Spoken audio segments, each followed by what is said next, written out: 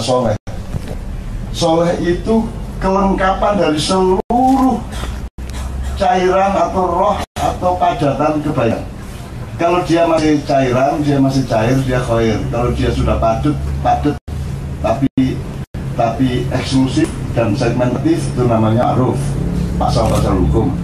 Kalau birrun itu hubungan intim seorang hamba yang bertamu kepada Allahnya, maka dia mabrur julukannya. Kalau hasan itu inisiatif, ihsan itu inisiatif pribadi Anda untuk berbuat baik padahal tidak diwajibkan. Kalau soleh itu the whole thing of kebaikan, maka dia juga bernilai baik, nilai mulia, bernilai, dia juga valid, dia juga solid, dia juga akurat. Itu soleh. Jadi tingkat akurasi, jadi sangat ilmiah kesolehan itu. Kalau khair saja tidak harus ilmiah, tapi kalau soleh harus sangat ilmiah. Jadi saran saya adalah tolong melek, tolong tidak buta terhadap titik berat keadaan yang sebenarnya, yang kasus-kasus itu hanya efek-efek, hanya gatal-gatal. Apakah itu penggandaan uang, apakah itu cuma gatal-gatal kecil yang Anda harus pegang titik beratnya apa. Karena semua yang Anda lihat itu, Anda lihat yang di bayang-bayang di media segala macam itu kan Anda tidak bisa mengejar iki apa tuh tujuannya, goalnya itu apa, kok menggandakan itu goalnya apa. Kalau mau kaya kan mudah, kalau mau bisa menggandakan uang, apalagi bisa menggandakan emas. Kalau saya ingin kaya, saya bikin emas sehari sekilo aja, gak karuan sugi ya. Sehari sekilo tak telgar titik di toko sana, saya bikin gedung sekolahan, saya bikin ini, terus saya kasih hati manis, kalau mau kawin lagi tak sumbang, dan seterusnya. Kenapa saya, kalau menggandakan uang itu kan kriminal, Mas. Itu kan kriminal. Kalau serinya sama berarti memalsukan. Kalau serinya lain dari yang dibikin oleh BI dan PT Peruri, itu berarti kriminalitas, melanggar keuangan negara. Kan nggak boleh nambah lembar 100 rupiah aja, nggak boleh, karena jumlah uang itu sudah dihitung berapa lembar yang di berapa nilainya, harus dalam keseimbangan dengan kekayaan negara yang ada sekarang. Kalau nggak inflasi. Dulu Idi Amin tahun 70-an mencetak uang banyak-banyak, kalau negaranya bagus disangka dia akan menjadi kaya dengan mencetak uang. Uang itu kan bukan kekayaan, uang itu kan simbol. Uang itu kan cuma udu, nek teplak itu udu, gaple ya. Ya tahu main kertas ya, 5.000, 10.000. Uang itu cuma, uang itu bukan kekayaan. Uang itu cuma ketak ya, nek cara Jawa Timur ketak apa jenis. Kalau kita mau antri beras dulu, itu kan kita bawa kertas kecil, kupon. Uang itu kupon, dia bukan kekayaan. Tapi kalau mau kaya, bikin emas. Emas. Akhirnya katanya, kok jadi emas sih gua? Undangnya apa sih lah? Bujurnya seorang latang gitu. Kenapa melibatkan orang lain? Kenapa ada konsumen segala? Kenapa orang ditarik segala macam? Tujuannya saya nggak paham. Juga kasus-kasus yang lain ya, yang aneh-aneh itu saya paham. Itu sebenarnya output dari fakta peradaban di mana kita ini buta betul terhadap nilai-nilai. Dan tuli dari pemberitaan-pemberitaan Allah, kita nggak tahu. Bahkan kita melakukan begitu banyak hal yang berbahaya, yang tujuannya nggak jelas. Gitu. Ini bisa jadi tulisan panjang sebenarnya. Kita ini sudah memutuskan menyembah berhala. Berhalanya nggak mau lagi. Lari-lari terus kita kejar-kejar, terus kita bentur kok dalam rangka mengejar berhala itu kita bertanya sama teman-teman. Jadi kita ini sudah menyembah materialisme, tapi tiap hari mengeluh tentang materi, betul? Tiap hari mengeluh. Bagaimana sih ini? Gitu. Jadi ini adalah peradaban betul-betul buta. Ini buta. Enggak, gimana nggak jelas tujuannya kok? Kenapa tidak ada akurasi strategis terhadap tujuan itu? Kalau mau kaya kan mestinya gini. Apalagi sekarang contoh butanya lagi, kan tidak suka mencari, seolah-olah suka mencari pasal bahwa menciptakan uang baru itu entah dengan menggandakan, entah dengan apapun caranya, itu kan melanggar undang-undang negara. Dan belum ada yang kesana sampai hari ini. Belum ada yang ngomongin itu. Kan nggak boleh ya. Gimana kalau selama yang disebut palsu itu biasanya zatnya nggak ada seratnya, nggak ada ini. Kalau di terawan gini itu kan disebut palsu. Enggak, palsu tidak hanya itu. Palsu ialah kalau ada satu hal yang menjadi dua, yang seharusnya satu menjadi dua atau tiga, itu palsu juga. Itu. Ya cuman senang juga kita mendengar ada kata penggandaan itu sehingga di karang-karang kalau ada. Jadi adik saya di Probolinggo itu membunuh orang, kita salah dengar katanya. Orangnya minta tolong digandakan, dia dengarnya tolong dijandakan. Akhirnya dibunuhlah dia supaya istrinya jadi janda. Ono ngono meneh arek iso wae. Cangkeme arek itu udah dan cepet banget itu loh. Responnya itu bangsa Indonesia cepet banget. Dan itu membuat saya optimis di Indonesia. Kan di Indonesia itu nggak bisa dibikin sedih. Nggak bisa dibikin mati, itu nggak bisa. Nggak ada matinya bangsa Indonesia ini. Ya Allah, hidup sampai kerenyek, ini nggak masalah. Dan ini belum apa-apa ini. Ini belum apa-apa ini. Yang terjadi sekarang belum apa-apa. Dan ini tingkatnya kan tidak hanya Indonesia, seluruh dunia, mainstream akuarium global itu menipu kita benar-benar. Dan kita kok ditipu? Kita pandai menipu diri sendiri. Kalau kita ditipu, ya kita tipu sendiri kan gitu. Kayak orang nyebrang, tanya sama pegawai sepul dulu, yang ke Jogja jam berapa? Oh jam 5, yang Semarang jam 6, yang ke Bandung jam 7. Lu sampai mau kemana? Enggak, saya mau nyabrang.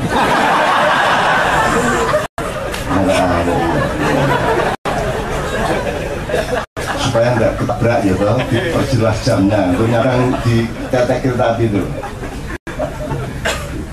Bangsa Indonesia itu makin hari makin misterius bagi saya. Tapi misterinya itu sangat jelas. Nggak bisa dihancurkan dan nggak kaget pada apapun. Betul nggak?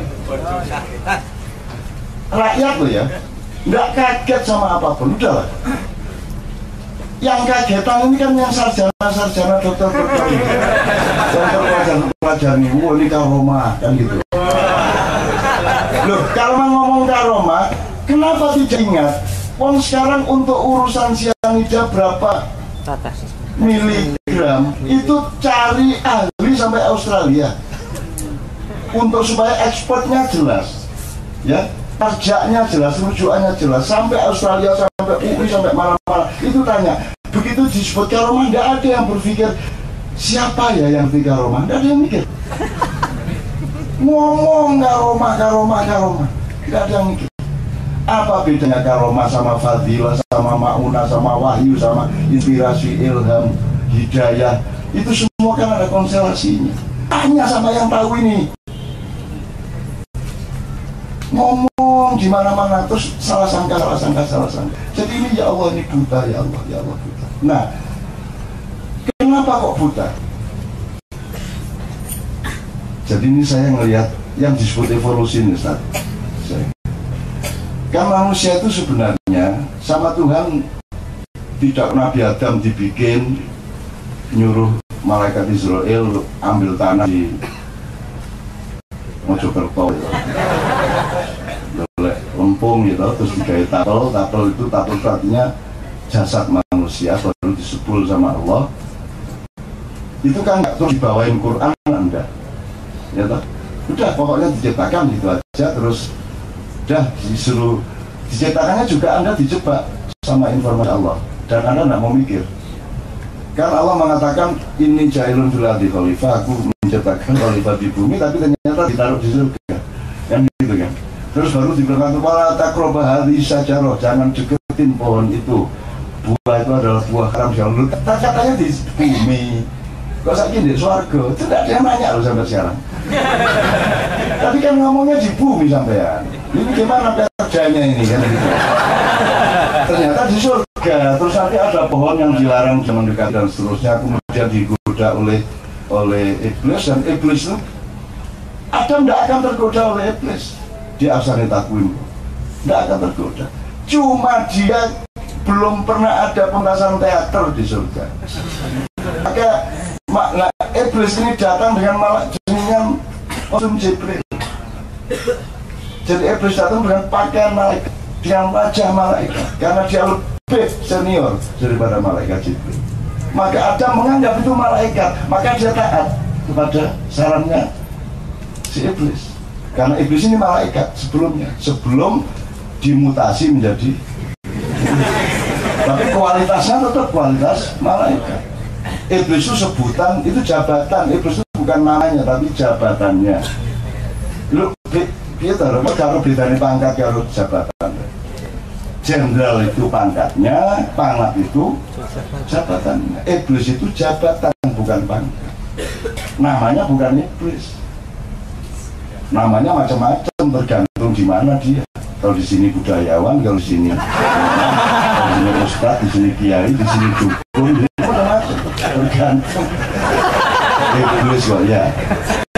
Jadi kalau di setiap langit, di setiap lapisan langit, iblis diberi gelar masing-masing. Ada al-khosy, ada as-sajid, ada ar-raqib, ada kanzul jannah, ada macam-macam gelarnya sesuai dengan konteks pemahaman orang.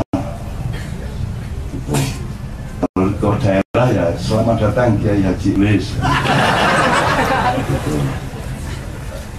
Jadi teman-teman sekalian, loh, itu juga Anda tidak pernah bertanya. Makanya kita jangan brutal. Ini yang dasar-dasar kita masih bertakwa.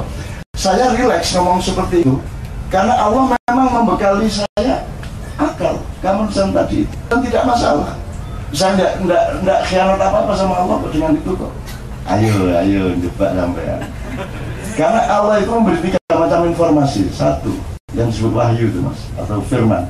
Satu perintah atau dogma. Dan itu hanya Allah, tidak usah dipertanyakan kok dia ngasih dogma. Nah yang gimana wong dia yang punya sakar pun gak belum tak tahu loh kabeh. Anak dewi tak ringkes ini bumi seringnya tak perkes mana, tak unter-unter lah tak semuanya. Itu untuk bantah. Gitu. Jadi tidak usah bantah surat apapun lah, ayat berapapun lah. Gue dibatalkan kalau Gusti Allah. Ya gue kasih itu belum. Jadi saya ini sedang bermesraan sama Allah. Kan Allah, insya Allah senang sama. Waduh, akal yang aku anugerahkan kepada anak itu dipakai dengan seksama, kan begitu kan? Terusnya ten bumi kok ten swarga. Akhirnya iblis yang gelisah, Jibril nggak gelisah, semua yang lain nggak gelisah kok. Ya tak? Katanya tadi SK-nya di bumi ini jailun fil ardi khalifah. Tiba-tiba kok kita di surga dan tidak ada kritisme, tidak ada demo, tidak ada somasi, tidak ada lapor ke MK, tidak ada mana. Akhirnya iblis terbukti dia yang paling tertib dan disiplin. Ya, diam-diam mengatakan ya Allah, kemarin bilangnya di bumi loh ya. Sekarang di surga. Jadi mohon maaf dengan cara saya akan pindahkan dia dengan ke surga. Maka dia bikin mafia, maka dia bikin konspirasi, maka dia pakai acting seperti malaikat yang wajahnya cahaya. Kemudian Adam tertarik kepada dia, terpesona, kemudian dia mendekati pohon itu. Dan jangan dipikir pohon itu pohon yang hina. Memang ada sesuatu yang hina di surga. Nggak mikir juga nih orang-orang. Wa innahu haram, itu buah haram. Haram itu maksudnya kamu itu belum saatnya menyentuh buah itu, karena puncak kenikmatan di surga ya buah itu. Kamu masih S1,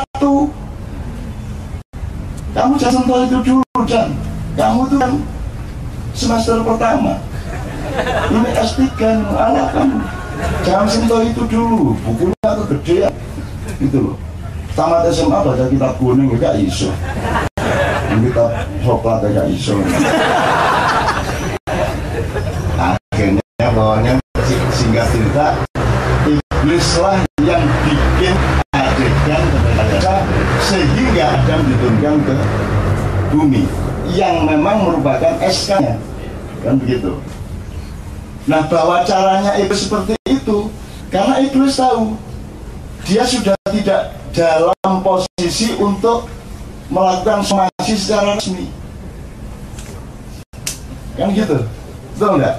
Ya Allah, nggak bisa dia gitu. Oh, kamu kan sudah saya perankan, sudah saya casting kamu menjadi iblis, dan kamu saya larang untuk sujud pada Adam, kan gitu, gitu kan?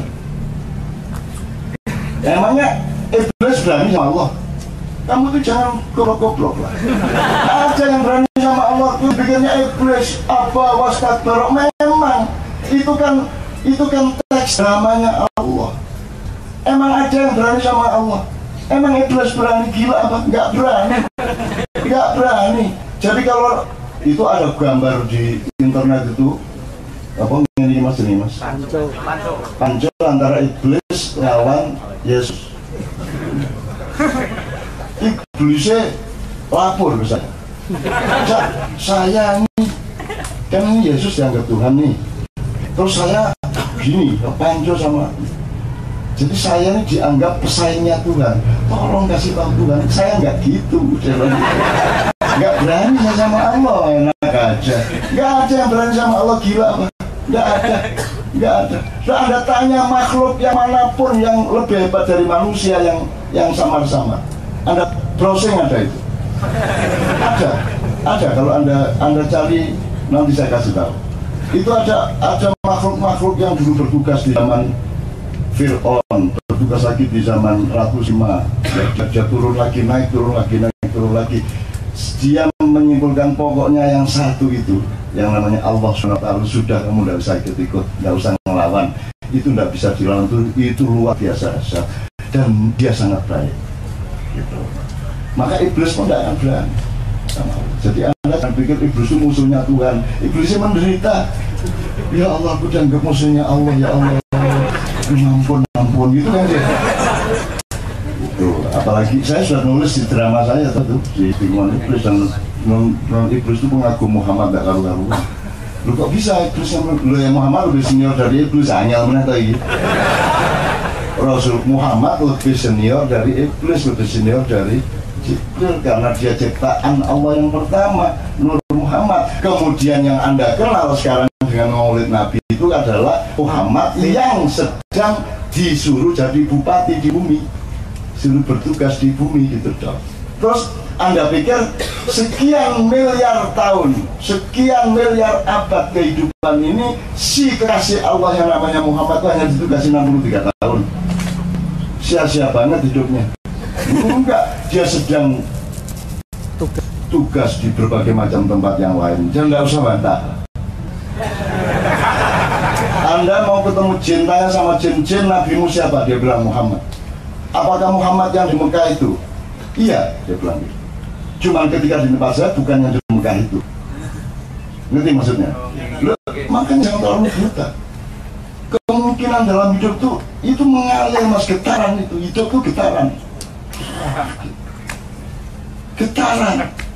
Makanya surga disebut, selalu menyebut sungai itu karena aliran. Kita nanti menguasai aliran, pengen ini jadi, pengen ini jadi, pokoknya kita menguasai aliran. Aliran itu ya bisa aliran air, aliran listrik, aliran apa saja. Semua yang sifatnya berjalan dan dinamis itu namanya aliran. Dan kita menguasai sungai di surga itu kan dia, Allah mengatakan mintah tial andar, kita di atas surga, kita memerintah sungai-sungai itu. Yang penting pada sungai bukan tanah yang berlubang, bukan airnya, tetapi alirannya. Nah, aliran ini yang engkau harus bawa kemana-mana. Kamu di sini untuk mengalir dan terus alirkan sampai bulan depan. Jangan berhenti di tengah jalan, terus hidup itu mengalir. Makanya kan bisa alin tadi pesan. Kita terakhir sebelum aja, saya terakhir. Jadi mengalir itu gini.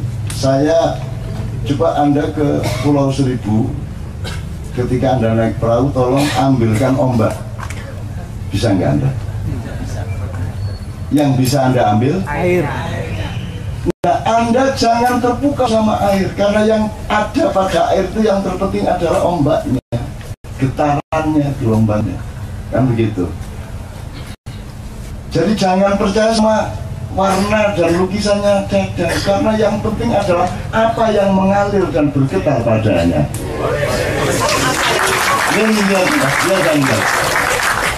Gitu. Kalau itunya cuma mediumnya. Bisa lagu keras nih. Bisa lagu keras. Disebut terus ini Dadang pelukis. Bisa pameran di Perancis, pinggir sungai, di Paris sana. Nah, terakhir gini, karena saya sudah terlanjur ngomong yang pangkal-pangkal yang hulu-hulu ya gini. Jadi Anda lihat, Adam itu kan enggak jika taruh bumi terus dikasih Quran enggak, karena dia sudah aksani takul. Jadi dia sudah cukup saja, sudah cukup. Manusia itu dengan dirinya sudah cukup untuk bikin baik, untuk bikin peradaban yang mulia, sudah cukup dengan dirinya. Tidak usah Quran, tidak usah Injil, tidak usah apa-apa, tidak usah sekolah, tidak. Asal kamu jadi manusia aktif dan mengalir kemanusiaanmu, maka akan tercipta baldatun thayyibatun wa rabbun ghafur. Loh, ini beneran. Tapi kan manusia pemalas, dia layak kilun, dia tidak maksimal menggunakan akalnya, hatinya juga selingkuh, hatinya tidak jujur dan seterusnya. Akhirnya terjadi keterpecahan dan keterkepingan kemanusiaan pada dirinya, sehingga kemudian pada generasi kedua setelah Adam sudah terjadi pembunuhan. Anda bisa semenderita Anda tidak pernah punya anak yang membunuh adiknya toh, kakaknya toh. Jadi bagaimana Anda merasa menderita itu? Adam manusia pertama baru percobaan itu sudah harus mengalami anaknya dibunuh oleh anaknya. Semenderita-menderitamu kan paling bayar kredit telat ini. Kan begitu kan? Kan tidak, kalaupun sekarang terbunuh Mas, tidak seperti Qabil dan Habil kok kasusnya. Paling kalau ada mafia besar, yang satu ini debt collector kelas 1, terus gangguin ini, dibenci sama ini, disukai ini, akhirnya terjadi pertengkaran, akhirnya kasih pelajaran ke si debt collector itu. Diracun aja si anaknya, umpamanya gitu ya, umpamanya, dan seterusnya.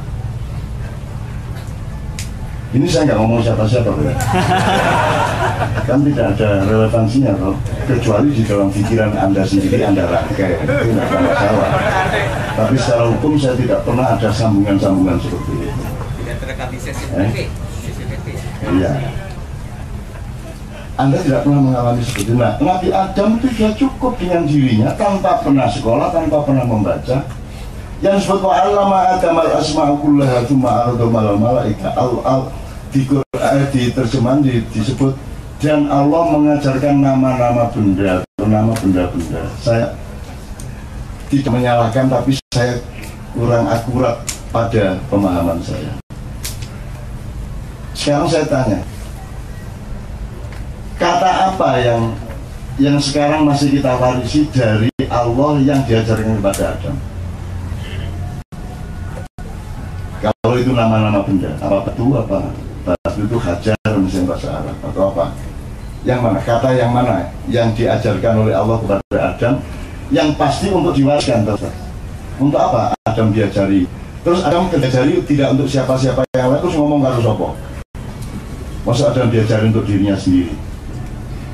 Itu fakta pertama. Fakta yang kedua, katakan lahir dari kesepakatan sosial. Itu dehem kan gitu kan? Karena rosonya itu kan, kata dehem itu kan sesuai dengan bunyinya. Dehem kan gitu kan? Kalau di Jombang ada jajan namanya tata kriya. Enggak pernah tata kriya korek gitu. Maksudnya ada kacang dibungkus apa? Tepung digoreng keras, kalau makan tuh kriya. Nah itu terus disebut tata kriya. Itu kesepakatan. Di sebelah desa saya ada namanya desa Swideng. Itu kan ada bom Belanda waktu orang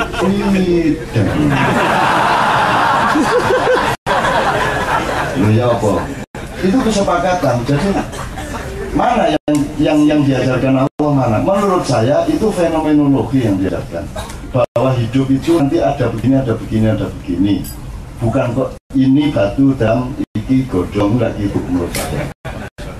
Kalau cuma batu godong nama itu kan dia bisa bikin sendiri sama anaknya, ya toh bisa disepakati lah, iki asbak, iki rokok, kan gitu. Jadi cukup dengan dirinya sendiri, Adam sudah bisa menjadi manusia, bahkan insan kamil.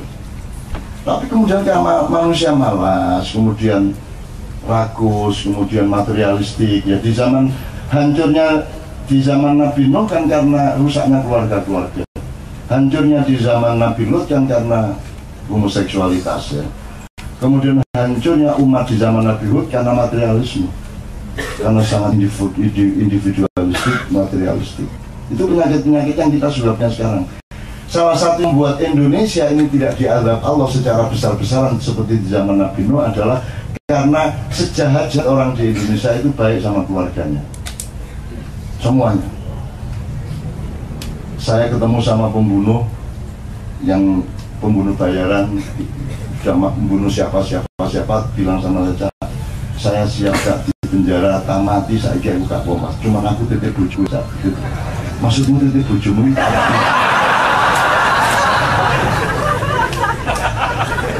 Ini cuma lebih panis lain ya. Maksudnya titip bojomu. Ada yang dulu pernah ditangkap, yang bunuh bosnya Cina itu, kemudian dia di penjara, dia bisa keluar penjara dalam keadaan diborgol tangan dan kakinya, hanya pakai celana pendek dia bisa keluar dari penjara militer, ya, ingat ya. Itu dia sekarang di salah satu lapas di Sidoarjo, dan dia bilang sama Kalapas, Pak, sampean kan tahu saya ini berasal dari satuan yang tidak kalah sama Kopassus. Saya bisa keluar dari penjara dengan sangat mudah. Saya bilang, tapi saya berjanji tidak akan keluar dari sini dengan satu syarat. Kalapas bilang, apa syaratnya? Tolong saya dipertemukan sama Cak Nun. Udah, ini Kalapas nyari saya datang ke penjara itu. Dan dia ikhlas di penjara seumur hidup, asal saya menyaksikan bahwa dia bukan yang paling bersalah dalam kasus itu. Terus dia bawa berkasnya, dia nangis di pangkuan saya, kalau dia gede banget, saya kecil begini, dia nangis di sini saya, gugu-gugu itu, terus dia kasih berkas, saya salah. Tapi yang lebih salah adalah komandan saya. Kalau saya hukuman mati, kemana saya harusnya hukum? Kalau saya hukuman seumur hidup, seharusnya ada yang dihukum mati. Dan seterusnya ya. Jadi teman-teman sekalian, karena manusia tidak sungguh-sungguh, akhirnya katakanlah Tuhan ngalah. Ya udahlah, kalau kita kasih buku manual, tak kei panduan, tak kei map, ya, barangnya itu tak kei map. Maka muncullah Suhufi Ibrahim wa Musa. Muncul mushaf kecil, semacam ya oret-oretan lah, gini loh hidup itu gitu. Dulunya kan enggak, dari Nabi Adam sampai sebelum Ibrahim itu enggak dikasih panduan apa-apa, karena Allah sudah menciptakan ahsanul taqwim kok, sudah manusia yang masterpiece kok, sudah beres kok. Tapi karena manusia tidak menggunakan akalnya dengan maksimal, ya, maka akhirnya Allah kasih panduan. Kemudian ternyata juga tidak menolong mereka, makin lama makin ragus lagi, makin perang-perang lagi. Akhirnya panduannya dilengkapin, kemudian menjadi kitab Taurat. Taurat dikembangkan lagi menjadi Zabur, Zabur dikembangkan lagi menjadi Injil, Injil disempurnakan menjadi Al-Quran. Nah teman-teman sekalian, kenapa sekarang kita bertengkar mengenai agama ini, apa itu kafir atau bukan, calon ini atau itu dan seterusnya? Karena kita terjebak pada institusionalisasi, kita terjebak pada pelembagaan, bahwa menjadi orang Islam itu cukup, kan Anda tanya aja sama ulama, Apa tuh Islam? Islam adalah mengakui Allah, malaikat, nabi, kitab, dan hari akhir. Terus Islam adalah sholat 5 waktu hari, puasa Ramadan. Nah, gitu jawabannya. Ya iya, ya itu, tapi substansinya bukan itu. Itu kan caranya, itu kan thoriqatnya, syariatnya, kan gitu. Islam jauh lebih lengkap dari itu. Ya kamu itu Islam. Kalau kamu jujur sama dirimu, kamu itu Islam, yaitu ajaran Allah, yaitu Injil, itu Taurat, yaitu Zabur. Nah tiba-tiba karena kita terjebak pada institusionalisasi, maka kita terus menganggap ini Muslim, ini kafir, ini Yahudi, ini Kristen, ini Buddha, dan seterusnya. Kita terjebak pada itu. Ya sudah terlanjur seperti itu. Itu pun masih kita keping-keping lagi. Jadi kita sekarang ini bersuku-suku. Jadi Rasulullah datang kan untuk integrasi, nggak ada suku-suku disatukan kembali menjadi satu universalitas atau universalisme, kan begitu. Sekarang kita kembali sebelum Muhammad. Jadi sekarang itu semua jadi suku tuh. Semua jadi suku. Ada suku Syiah, ada suku Ahlussunnah, ada suku FPI, ada suku FBR, ada suku Ahmadiyah, ada suku MTA, LDI, dan ada suku Golkar, ada suku Demokrat, dan masing-masing punya kepala suku. Ada yang hebat, ada yang tidak kepala sukunya. Dan yang kita bilang negara ini sebenarnya juga kerajaan atau suku-suku yang bertarung saja. Pokoknya dia apa-apa, kalau PDIP ya Bung Karno, rajanya tetap Bung Karno. Yang teruskan ya anaknya Bung Karno, cucunya Bung Karno, kan begitu, tetap kerajaan, tetap suku, tetap kepala suku. Substansinya seperti itu.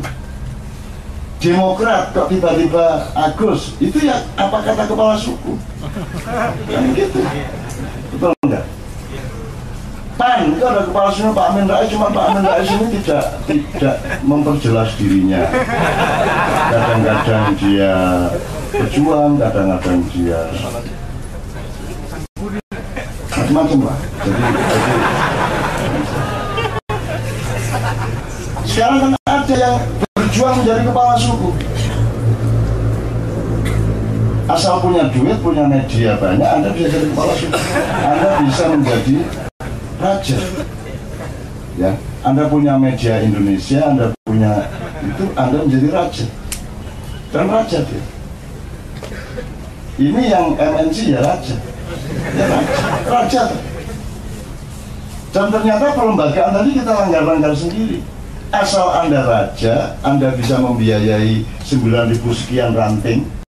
Ya, Anda bisa datang ke pesantren, terus Anda pakai serban, pakai peci, Anda berdiri di podium, dan Anda dicium tangannya oleh santri-santri. Karena kita terjebak pada perlembagaan tuh. Jadi untuk menjadi Islam sederhana, asal pakai peci, tambah serban, tambah jubah, terus Assalamualaikumnya belajar beneran, gitu kan? Jadi seolah-olah demokrasi, tapi sebenarnya ini kerajaan. Indonesia ini satu ruang besar yang diperebutkan oleh kerajaan-kerajaan, terus bergantian atau bersaing atau bekerja sama, kan begitu. Cuman itu sekalian. Nah, untuk itu kita harus punya konsep tentang Indonesia yang akan datang, dan itu akan diserahkan kepada Anda semua, dan Anda harus membangun Indonesia berikutnya. Kalau Anda tidak bisa melakukannya sekarang, nggak ada masalah, tapi Anda sudah punya konsep bahwa ini loh, Anda sudah punya mushafnya itu, Suhufi Ibrahim wa Musa berarti sudah, Anda sudah punya. Dan itu lengkap, sampai ilmu kesehatannya, sampai semua harus lengkap. Termasuk yang di workshopkan oleh Pak Profesor Abdul Basit tadi, itu juga harus punya konsep ekonomi Ma'iyah. Tidak berarti Ma'iyah menjadi lembaga, kan sudah kita hindarkan. Ma'iyah tidak menjadi lembaga, tidak menjadi organisasi, tapi mengorganisme dia selalu berusaha untuk menjadi organisme di dalam organisme agung Allah Subhanahu wa Ta'ala. Kan gitu teman-teman ya. dari situ mudah-mudahan apa yang kita seharusnya tidak tuli dan tidak buta kita makin tahu malam hari ini. Amin ya rabbal alamin. Sekarang Habib Anies ini mbahnya imigran dari imigrasi dari Yaman. Oh bapak ya? Baru kemarin. Oh tak pikir. Oh, jadi baru bapak yang pindah dari Yaman ke sini. Saking nggak beresnya di sana bagaimana?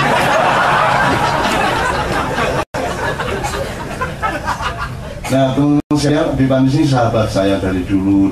Jadi ini tadi sudah saya wanti-wanti, asal kamu kalau bikin padepokan. Soalnya beliau ini sobo kuburan, ziarah kubur, itu ahli tidak karuan. Sampai ada satu teman kami lagi, namanya Mas Hamim, orang yang sejak awal sangat menemani dan sangat punya panggraito yang sangat jernih terhadap Indonesia, tapi tidak terkenal. Dia sekarang hanya pedagang kelontong itu, tapi dia sangat persepsional terhadap Indonesia dan dia ngerti siapa kiai-kiai yang sebenarnya. Itu pesen sama Anies, Nis, kau nang kuburan bentungi ku nek dadi wali kondo aku ya. Asu. Itu kali melecehkan tapi juga indah ya. Karena dadi wali aku kondo aku lo ya, nek dadi wali. Seolah wali itu apa itu, saya senang dengan kemesraan seperti itu. Nabi, tolong, karena beliau ini melakukan penelitian. Kalau Anda tanya mengenai masyarakat Samin, tanya dia. Kalau Anda tanya mengenai kasus-kasus di daerah Pati sana, tanya sama dia, karena dia tahu banyak. Dan berkawan sama saya, sama adik-adik saya sudah 20 tahun lebih ya? Mulai 80 ya? 79, berarti sudah 32 tahun lebih bersama kami. Anaknya sudah sarjana, anaknya sudah bekerja dan rencananya kawin lagi. Sudah cukup 3 aja ya. Sini. Aku enak ya kalau Anies gitu ya. Sebenarnya Habib palsu lah.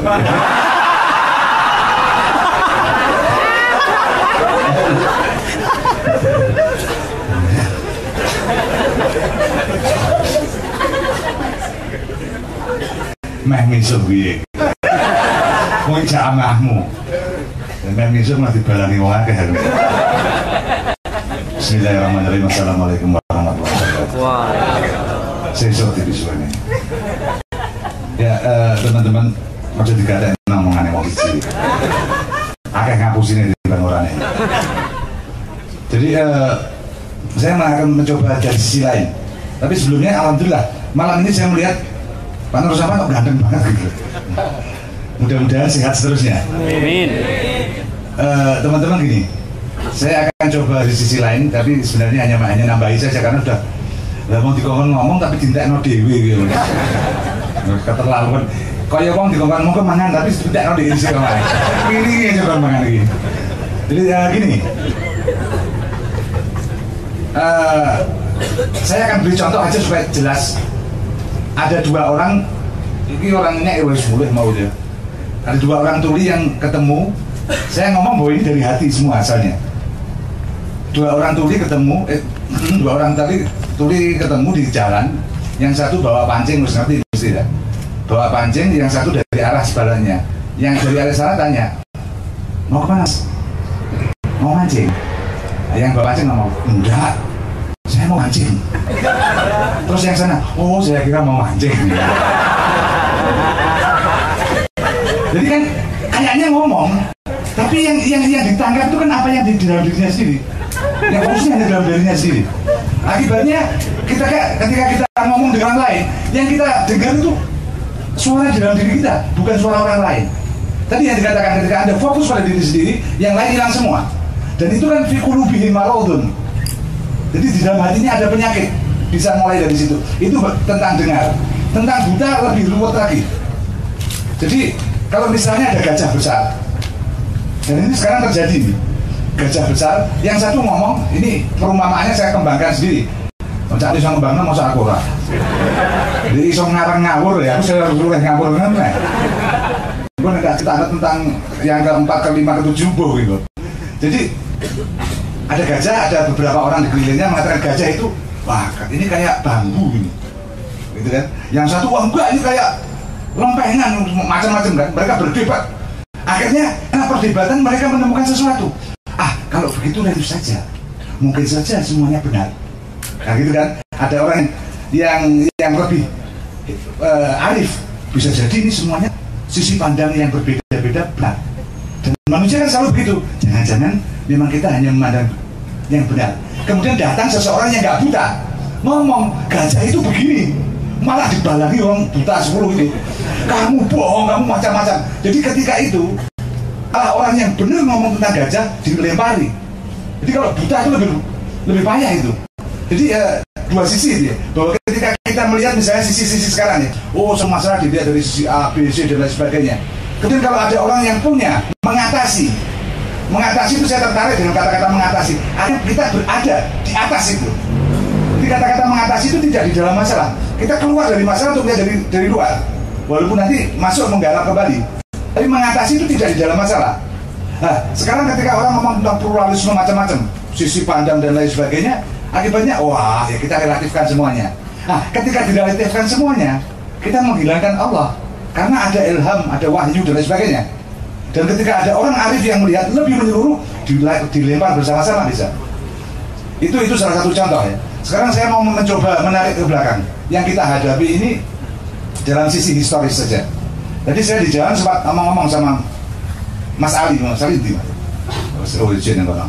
Tentang bagaimana kita menangkap sisi perbedaan-perbedaan ini. Dan kita titik berat, kalau istilahnya Cak Nun, titik beratnya kemana? Orang kan mengatakan dulu, orang itu kan berbuat baik. Si A itu nggak usah sebut nama, siapapun bisa itu karena si A kan berbuat baik, dia hebat, dia begini. Kita kan memandang sisi itu. Anda nggak lupa, ketika Belanda terakhir di sini, VOC masuk ke pemerintahan Belanda, itu terjadi birokrasi rasional. Dan kalau menurut Weber itu benar, itu harusnya begitu, rasional, birokrasi itu rasional, jelas kan begitu, terukur semuanya. Kemudian bupati-bupati dikumpulkan di residen, ada residen yang untuk mengatur birokrasi itu semua. Itu kalau Anda memakai rasional sekarang, yang dilakukan Belanda itu hebat, benar itu, harus didukung Belanda, kan begitu sudut pandangnya. Tapi kalau Anda melihat garis besar, gambar besarnya, Belanda melakukan itu kan untuk apa? Kita kan tidak mengatasi itu, ada ini, tujuan besarnya apa? Kita naik dulu deh, satu tingkat aja, gak usah terlalu banyak. Sekarang kan keduruan kadang-kadang, sehingga lali mudun berbeda. Ya, jadi kita satu tingkat aja. Tujuannya apa? Loh, bangun. Loh ya, kereta api itu dulu Belanda semua yang bangun. Hebat kan, bagus. Jalan-jalan banyak itu dulu dah. Tapi untuk apanya? Ketika kita memandang itu dalam satu sisi, kita akan terjebak. Tapi ketika kita memandang dari sisi yang lebih besar, kita mencari ini mau kemana sebenarnya. Kalau Belanda tadi masuk VOC ke pemerintahan Daendels, itu terjadi rasionalisasi dan modern, dan itu akibatnya raja dipotong dari bupati, sehingga Ronggo Warsito bicara itu zaman Kolobendu. Ronggo Warsito ngomong Kolobendu itu karena kerajaan kehilangan kontrolnya pada bupati-bupati, karena bupati kontrol langsung pada residen yang dikuasai Belanda. Nah, kalau ada konteksnya begini, karena itu Ronggo Warsito ngomong walaupun rajanya bagus, menterinya bagus, nggak bisa melawan Kolobendu ini karena strukturnya dirubah total. Dan itu bergerak. Kalau sekarang dalam keadaan begini Anda menilai orang, dia kan bagus, lakukan ini, lakukan itu. Anda melihat gambar besarnya, kita akan terjebak di hal yang sama. Karena gambar besar itu akan selalu berulang, dan kita berada dalam situasi-situasi semacam itu terus-menerus. Nah, ini kalau kita buta terhadap itu dan tuli terhadap itu, kita akan salah. Kita akan jadi kayak amtenar dulu yang bangga sekali karena ini modern. Dia ngomong cara Belanda, bergerak dengan gaya Belanda, seolah-olah ini simbol modernitas. Kalau kita dukung, keliru. Tapi kemudian terbukti bahwa itu hanya mencuri saja. Cara mengakali Anda, karena Anda buta, tuli, maka Anda nggak mendengar. Tapi siapa yang tidak buta waktu itu? Hanya satu kelompok waktu itu yang tidak sepenuhnya tidak buta. Kelompok pesantren yang kemudian menarik diri masuk ke desa-desa, dan mereka melawan itu secara frontal. Dan karena pesantren frontal, Belanda nggak, kalau tadi kerajaan itu dipotong dari residen dengan adanya dari raja dengan residen, pesantren dipotong. Oh, kalau begitu saya datangkan sekolah. Jadi sekolahan yang Anda warisi sekarang itu tujuannya bukan mencerdaskan Anda, tapi untuk membuat Anda jauh dari tradisi Anda sendiri, membuat Anda jauh dari agama Anda sendiri. Keluarlah dari sekolah. Maka akibatnya seperti Dadan, minimal seperti Cak Nun. Jadi kita melihat dari harus punya kecerdasan untuk melihat dari banyak sisi, dan itu hanya bisa kita lakukan kalau kita, tadi Cak Nun mengatakan universitas itu satu ruang besar dengan banyak pintu. Bagaimana kita masuk? Pertama kali Anda tidak ada pintu di dalam diri Anda. Itu yang fikulubin. Anda harus buka seluruh semua pintu dalam diri Anda, karena yang menyekat-nyekat itu bukan di luar tapi di dalam Anda. Kalau itu ada buka semua, Anda bisa masuk itu. Kalau nggak ada buka, nggak bisa. Karena perintah Yakub, Nabi Yakub alaihissalam pada anak-anaknya ketika akan menemui Nabi Yusuf, masuklah dari pintu manapun, jangan satu pintu. Dan orang yang mampu begitu, orang yang sudah membuka pintu. Karena Anda pasti, manusia itu punya keirian, aku ingin pintu itu aja kan begitu. Tidak yakin bahwa semua pintu akan sampai ke tujuan yang sama. Jadi yang kita tarik dari hal-hal ini, bahwa yang membuta tulikan kita itu, karena itu pertama kali kan hati kita harus kita buka dulu. Karena selalu kata-katanya fikulubin. Jadi dari hati dulu, kemudian telinga, mata. Jadi ini salah satu perspektif saja, bahwa yang kita lakukan bahwa supaya kita tidak mengulangi lagi, dan kita kan terputus dari sejarah ini. Bahkan sejarah bagaimana persaingan di awal dulu ketika membentuk Indonesia sampai dengan sekarang, kita nggak punya catatannya. Nggak ada catatan bagaimana dulu orang beristihad mengatasi situasi real di masyarakat Indonesia. Dan kita sampai nggak tahu bagaimana situasi sekarang sampai seperti ini, dari mana asalnya dan bagaimana terbentuk. Siapa yang menguasai kita sekarang? Tadi disinggung sendiri Pak oleh Cak Nun, tanah kita segini besar, pemiliknya siapa? Dan kita mengulang lagi kerajaan-kerajaan Jawa dulu yang cukup dibayar oleh VOC, bukan pemerintah, untuk menjadi jongos-jongosnya. Hari ini, sekarang saya mau tanya deh, kita keluar, jangan di Indonesia, jangan di Indonesia, kita keluar, tanya orang di luar, jawabannya akan sama. Gampang, bisa dibayar, kebijaksananya bisa saya beli pejabatnya. Ini kita akan kembali kepada kerajaan-kerajaan zaman dulu. Kerajaan dulu bisa dikuasai pelan-pelan, bahkan sampai dengan kerajaan VOC itu Anda boleh, Anda garap itu, Anda tolong saya ini, Anda saya beri tanah itu. Akhirnya VOC punya tanah banyak sini, dan itu yang mendatangkan Belanda ke sini. Dan kalau itu diteruskan, mungkin akan terjadi terulang lagi, karena tanah sudah dikuasai. Ini orang dan soalnya saya sudah di sini. Jadi teman-teman jangan buta terhadap hal semacam ini. Jangan kagetan juga kalau tiba-tiba yang datang tidak ada sangka, walaupun kita alhamdulillah kita masih bisa tertawa-tawa terus. Jadi teman-teman, ini situasi yang kita nggak boleh buta. Mungkin itu saja, Cak.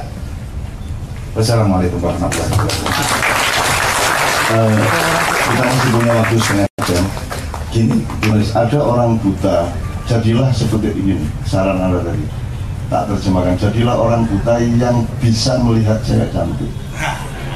Iya caranya. Ada orang buta yang kok ngerti ya, nama cari itu ayu. Karena Jakarta sedang banjir nih sedengkul, terus ada orang buta tidak tahu jalan toh kan biasanya gini-gini, akhirnya tapi dia kuat, terus ada orang yang bisa melihat tapi lumpuh, terus minta digendong sama yang buta. Di tengah nyebrang jalan itu dia tanya sama si lumpuh ini, ada cewek cakep ya, kok tahu?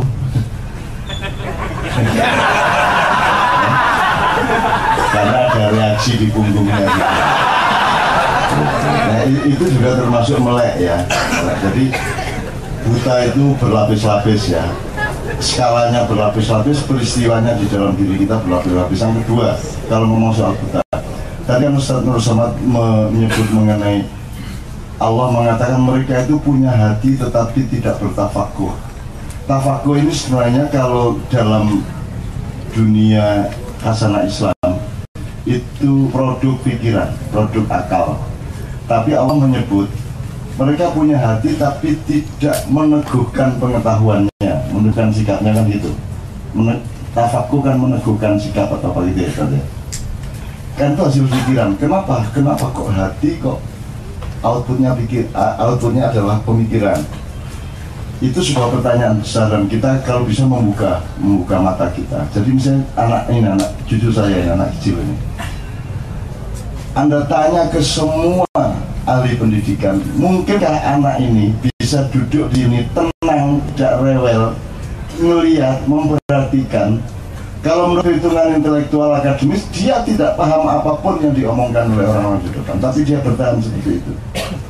Dan ini banyak di Maya, di Jogja, di Surabaya, di Magelang, semua anak kecil banyak yang duduk sampai jam 3 pagi. What happened to them? Apa yang terjadi pada pagi? Kalau kita ngomong sederhana ini, semua yang didengar oleh telinganya menjadi file di otaknya. Mungkin tumbuhnya nanti 10 tahun lagi menjadi pohon dan berbuah, mungkin 20 tahun lagi. Jadi tidak apa-apa, dimasukin aja ke telinga, yang penting dia jadi file. Itu yang pengetahuan kita sekarang. Tapi kalau melihat ayatnya tadi, dia menampung dengan hatinya, dia merasa gembira bersama om-omnya, adik-adiknya di sini. Kegembiraannya itu membuat dia terbuka pori-pori rohaninya, sehingga jangan dipikir dia tidak paham. Cuman tahap pemahamannya berbeda dengan kita dan speednya dan iramanya berbeda. Tapi dia akan mendapatkan manfaat dari itu. Suatu hari dia akan mengalami apa pada suatu hari ya.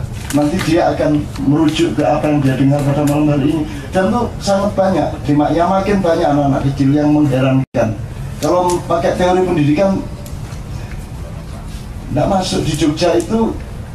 Teman-teman yang kumpul Jogja itu bendaharanya anak SMP kelas 1 yang juga maknyahan kalau.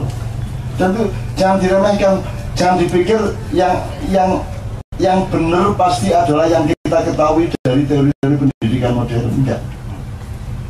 Makanya kalau saya yang begini, saya ingin bilang sama Anda, sudahlah dengerin aja, Anda gembira, Anda bersyukur, nanti dia ada yang rumput tumbuh besok lagi, ada yang jagung tumbuh 3 bulan lagi, berbuah 3 bulan lagi, ada yang pohon jati yang nanti akan jadi tiang dari rumah masa depan. Sudahlah, itu nanti akan luding sendiri di sini. Saya akan pakai luding-luding aja hidup saya. Jadi kalau saya mikir, saya enggak pakai tenaga, karena yang mikir pikiran saya, otak saya. Jadi kalau malam saya ya gitu, aku pesen sama pikiran gue nyambut gawe gitu. Gitu. Terus saya tidur, dia kerja. Emang terus mati? Kan enggak, dia kerja. Begitu saya bangun, saya mendapat hasilnya. Jadi nggak ada pemikir itu.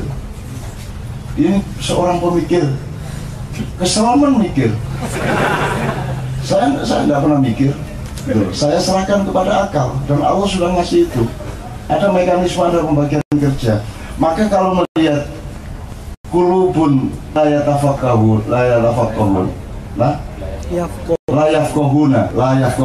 dia. Jadi tidak memahami. Ternyata kalau kita melihat surat An-Nur ayat 35, ternyata bangunannya itu, dan Allah mengatakan ini jasad, namanya miskah, kemudian ada misbah, itu hati, kemudian ada zujajah, itu akal. Selama ini saya memahami zujajah itu adalah helmnya, helmnya, itu kan tabung kaca. Ternyata yang tua itu hatinya, akal itu pegawainya. Akal itu pegawainya, karena nanti pertemuannya dengan Allah itu hatinya itu. Dia lebih senior, dia lebih tua, dia lebih sepuh, dia kerisnya. Ini pedangnya gitu. Otak itu pedangnya. Jadi kalau Anda mengatakan, kalau Anda hidup dengan memahami bahwa titik berat manusia adalah akalnya, kemudian Anda menganggap hati itu urusan lain, Anda akan kehilangan kesatuan hidup, Anda akan kehilangan keseimbangan. Itu. Jadi ada sesuatu yang datang dari Tuhan itu melalui hati, dan itu lebih matang daripada melalui akal, karena akal nanti tugasnya menerjemahkan, dia bagian regulator akal itu, pikiran itu manusia sekalian.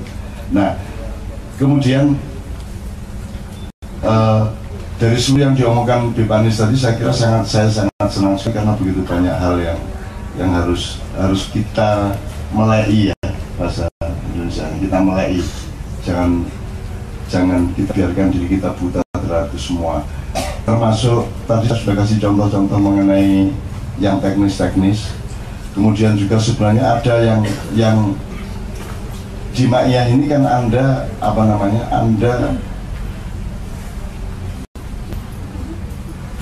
datang tidak sebagai pemikir, datang sebagai manusia dengan keseluruhan faktor Anda, dan itu Anda integrasikan. Jadi Anda sedang bertauhid, sesungguhnya Anda sedang bertauhid, dan itu merupakan tabungan untuk nanti bertauhid kepada Allah. Kan tidak mungkin Anda bertauhid dengan Allah tanpa mengintegrasikan seluruh makhluk-makhluknya di dalam kesadaran Anda, dan semua itu Anda atasi, Anda takaburi untuk menjadi kemaslahatan, untuk menjadi kesolehan. Soleh itu sekali lagi kebaikan atau kebenaran yang dilaksanakan dengan hitungan yang matang, itu soleh, sehingga mudorotnya sekecil mungkin, manfaatnya sebesar mungkin, bias-biasnya serendah mungkin. Itu namanya soleh. Makanya aku anak soleh, tidak aku anak khair, tidak aku anak ihsan, tapi aku anak soleh. Hanya saja tidak pernah diterangkan soleh itu apa. Nah, yang pernah menjelaskan cuma Gus Dur. Banser, jadi Gus Dur jadi presiden, mendarat di Malang, Bansernya siap, semua Banser siap. Ini Presiden Abdurrahman Saleh sudah mendarat di Bandara Abdurrahman Wahid. Memang Banser ini aku Ma'iyahku ngake beratus-ratus, tapi pegawai ini salaman karo aku, ini Joko sampai punya salaman. Apa Banser itu kan setengkak di atas arsip. strukturnya ya, kita jangan kehilangan konstruksi, ya kalian selalu pikiran yang ini kan. Saya sering jangan seperti sarung. Ini negara sarung. Ini bedanya sarung sama celana baju. Kalau celana baju kan jelas ininya, ya jelas. Mana negara, mana pemerintah, MK itu di atas presiden atau sejajar atau di bawah presiden harus jelas. Polisi mestinya di mana, tentara mestinya bagaimana, itu konstruksinya jelas. Oh ini celana ini depannya ada ritnya, kalau terbalik nanti ritnya di belakang, kan gitu kan. Baju juga kancingnya di depan, kalau laki-laki gini, kalau perempuan dibalik gini kan gitu. Itu namanya konstruksi. Kita sekarang ini sarung. Jadi sarung itu dijadikan apa aja bisa. Dadekno celono ya iso, dadekno klambi iso, pakai untuk sajadah bisa, kemul bisa, serban bisa, ya toh. Digelen ya enak. Alas itu. Alas dulu. Maksud saya, kalau birokrasi tidak tegas, tidak jelas, ya Pamong Projo tadi itu, maka sekarang siapa saja bisa menjadi apa saja, siapa saja bisa melakukan apa saja, tidak jelas pembagian tugasnya, dan itu yang kita alami sekarang, itu tidak jelas. Nah, maka Habib Bani sangat bagus menggambarkan bahwa kita itu punya warisan-warisan bagus dari Belanda yang seharusnya kita pakai, Jadi kan gini lah, misalnya ada orang kafir punya rumah di kampung kita, dia yang ngacuin. Setelah orangnya mati, masa kita rubuhkan rumahnya? Rumahnya kan bisa kita pakai untuk sekolah, untuk apa gitu loh. Tidak harus kita kutuk dia, terus kita hancurkan semuanya. Gitu. Nah, saya kira kita punya banyak hal-hal di Indonesia yang bisa kita teruskan, bisa kita daya gunakan, bisa kita takaburi atau kita kelola dan seterusnya. Ini masih ada pertanyaan 3 orang, nggak apa-apa, masih ada sekitar 20 menit. 1, 2, oh, Dadan, oke. Terakhir Dan, saya mohon ini Mas Indri, nanti terakhir Indri.